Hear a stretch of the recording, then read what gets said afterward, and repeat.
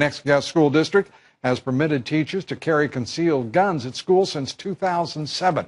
Joining us now, Superintendent for the Harrell School District in Texas, David Thweatt. David, it is, first of all, so good of you to be with us. I know it was a great inconvenience to travel as far as you must. You've had teachers with guns for that long. How is that working, and what is the reaction in your community and around the state? It's working great, Lou. We've, like I said, we passed it in October of '07 in reaction to the Pennsylvania Amish shooting in Virginia Tech, and we thought that was enough impetus to try to go ahead and get this started. And we have what we call the Guardian Plan. We have 4 elements. They have to have a CHL, they have to be approved by our local school board, they have to undergo training, and then we use frangible ammunition, which is ammunition that breaks apart when it hits hard objects. So we've had this in place since October of '07, and it's going well. Considered to be non-lethal bullets, and the idea that some are raising right now that it's unimaginable that we would have armed guards, for example, or armed teachers in our schools because it would upset the children. How do you react to that? Well, I think that's just silly, first of all. There are guns in the status quo, Lou. There are resource officers and police officers and inside our schools, and so all I did was come up with an alternative plan, and that was to train personnel. It says employees, it's not just teachers, employees throughout the school. And what this does is gives us some redundancy. We don't have to have one person who's going to get the flu or go to lunch and be missing in action like a security guard. We have them strategically placed throughout the building, so therefore we have good protection for our kids. And you know, I hope that you never have to test that system out ever.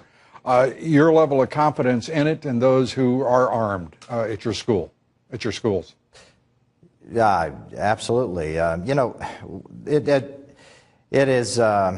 it's something that has to have been done since 1990. I think that's what caused having these gun-free zones, and it created the problem 22 years ago, and now we're just trying to fix that problem.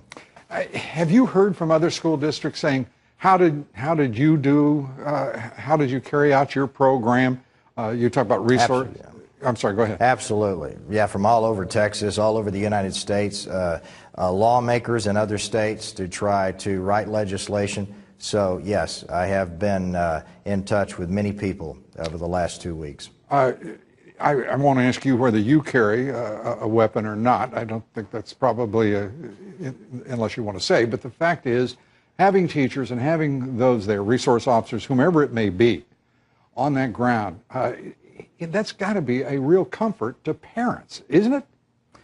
It is, and it was before, but it really was, you know, Friday a week ago, whenever this tragedy occurred, whenever all of our parents, really was kind of interesting because now we have, you know, Facebook and many other social media, and they just lit up saying thank you for having the foresight to protect our kids. And on that day, many schools across the nation went into lockdown. We didn't. Yeah, and you know, that speaks such volumes because, you know, our law enforcement in this country, I think, is absolutely terrific. But the time necessary to call the police, to call law enforcement, and with the best response, so much can happen, so much that is tragic before they can even be on the scene. It's just unrealistic to expect them to be able to prevent those tragedies, whereas if you're armed in the first instance, you have that opportunity. Right, and just like you say, the tragedy the other day took less than 3 or 4 minutes. Fort Hood took 3 minutes, Virginia Tech about 9 minutes. People don't understand, and as you say, our police officers are heroes. They don't receive enough tribute, but we have to say that they can't be there on time, 95% of the time. Well, we certainly appreciate you, David, being here. We appreciate everything you're doing. I know your folks there in Texas appreciate all you've done. You're setting an example, and it'll be interesting to see how the rest of the nation responds.